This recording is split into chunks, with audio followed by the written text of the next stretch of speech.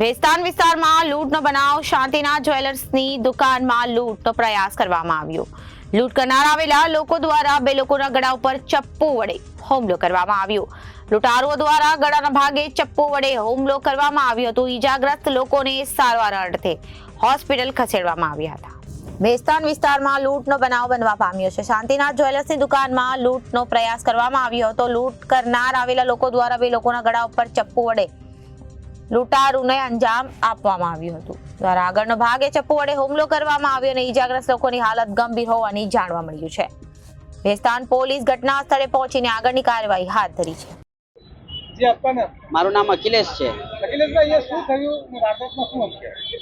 એમાં એવું છે કે જ્યારે અમે 2:40 જ્યારે હું ચા પીવા જતો હતો ભેસ્તાન સોમનાથ હોટલ પાસે, ત્યાંથી સોનાની દુકાન પાસે જે પબ્લિકો દોડી ને એ પછી પબ્લિકે એમ કીધું કે ચોર છે. એ પ્રમાણે અમે જે દોડ્યા એમના પછાડી જ્યારે એક ઈસમને પકડી પાડ્યો છે અને બીજો જે ઈસમ હતો એ અમારા ઉપર જ્યારે મારવાનો હુમલો કર્યો તો એમને એક ઈસમને છોડીને બીજો જે ઈસમ હતો એને પકડી પાડ્યો છે અને પોલીસના હવાલે કર્યો છે.